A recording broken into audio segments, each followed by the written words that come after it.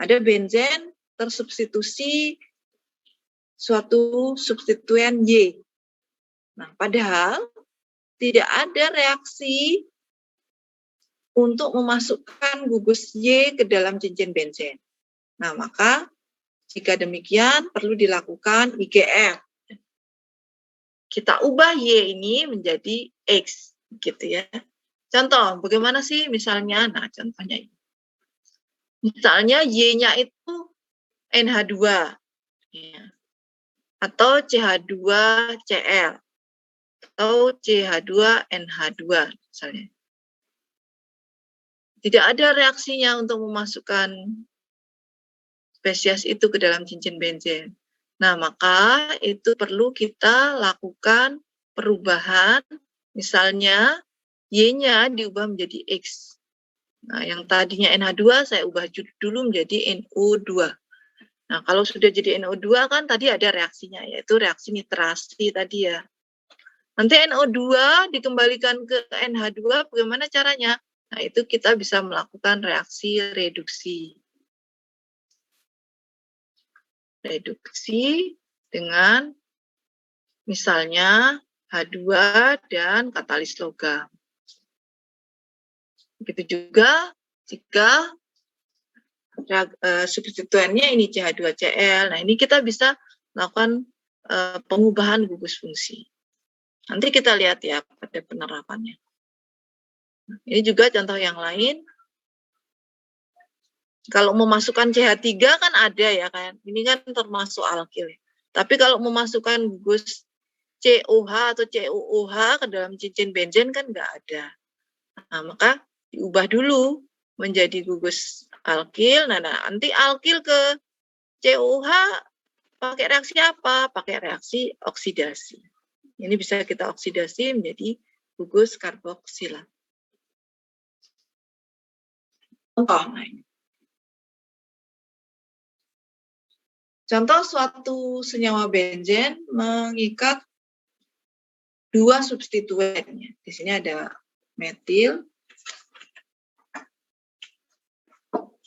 dan jadi ini suatu turunan asetofenon ya. Ada gugus metil, ada gugus CO, ini CH3. Nah, pertama ketika kita melihat struktur dari molekul target ya, kita perhatikan gugus fungsinya. Apa sih gugus fungsi yang ada?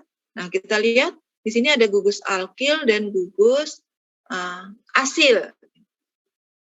Nah, ini mudah berarti kita tinggal putus saja karena dua reagen itu ada semua dalam reaksi terhadap cincin benzen. Jadi tinggal kita putus. Nah, putusnya yang mana dulu yang diputus? Nah, itu berdasarkan urutan prioritas. Yang lebih reaktif mana? Itu yang kita putus terlebih dahulu. Yang lebih reaktif antara alkil dengan gugus asil adalah gugus asil, RCO ya. Karena gugus ini mendeaktivasi cincin. Nah, ini kita putus. Jadi kita tahap yang dilakukan pertama yaitu tahap diskoneksi, analisis diskoneksi itu kita lakukan pemutusan dulu, pemutusan ikatan, sampai nanti kita berakhir di bahan dasar yang ada, yang mungkin apa.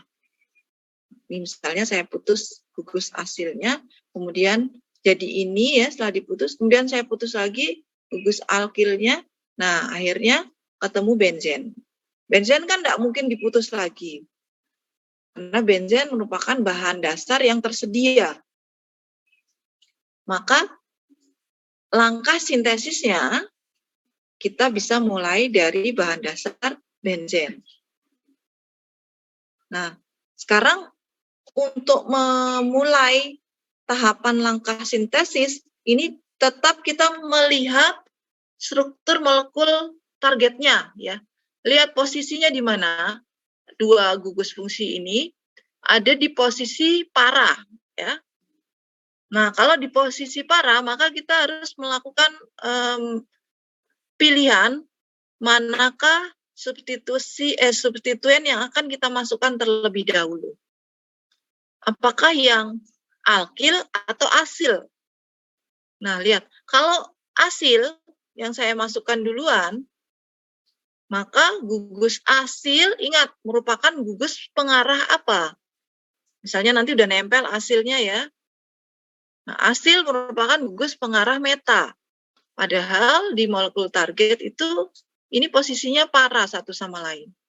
Nah, dengan demikian, maka yang perlu dilakukan pertama kali untuk sintesisnya adalah sintesis alkilasi ya, Friedel-Crafts. Karena mau memasukkan metil, nah ini saya pakai metil klorida dan AlCl3. Masuk metilnya. Nah, metil udah masuk karena metil atau golongan alkil merupakan pengarah orto dan para, nah maka sesuai dengan molekul target yang diinginkan. Ini ada di posisi para. Nah, baru kita gunakan reaksi Friedel-Crafts asilasi yang kedua, yaitu ini ya.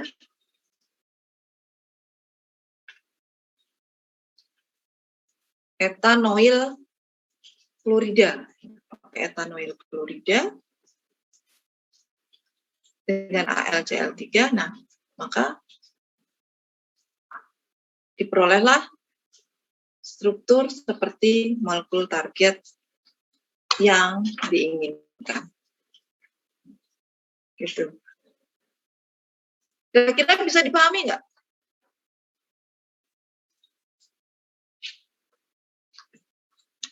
Ini saya dalam sintesisnya Anda sudah tidak perlu lagi menuliskan mekanisme ya. Jadi cukup menuliskan reaksi apa sih yang dilakukan. Nah, ini dengan di atas panah ini bisa Anda tuliskan reagennya atau boleh Anda tambahkan informasi ini.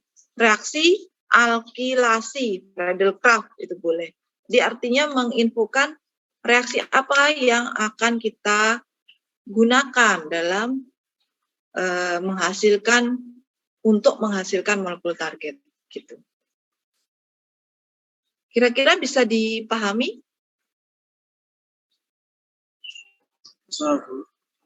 Bisa ya? Iya. Kalau tidak paham apa bingung disampaikan aja ya. Contoh yang kedua. Mau tanya sedikit yang tadi. Iya ya. Ini suaranya kok berdengung. Ya, gimana? Yang alkil kan itu gugus pengarah orto sama para. Iya. Nah, itu apa mungkin pas pensintetisan iya. Apa namanya asilasi itu jadi di arah orto gitu. Oh, artinya produk ortonya ada nggak gitu ya? Iya. Oh iya, bisa ada. Jadi artinya memang untuk menghasilkan senyawa seperti molekul target hanya para saja itu memang agak sulit karena memang metil merupakan pengarah ortopara. Nah, tetap pasti diperoleh ortoparanya. Maka dalam sintesis kadangkala memang kita sangat sulit ya mendapatkan rendemen yang 100%. Itu sulit ya.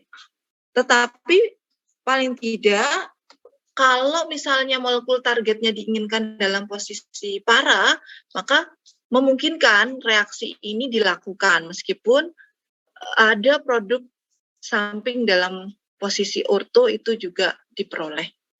Ya, bisa ada. Tapi dalam hal ini kita tidak usah tuliskan yang produk ortonya karena molekul target kita berposisi para satu sama lain. Begitu, ya Mas? Iya, Bu, makasih. Ya, baik. Saya lanjutkan contoh yang kedua. Ini ada suatu struktur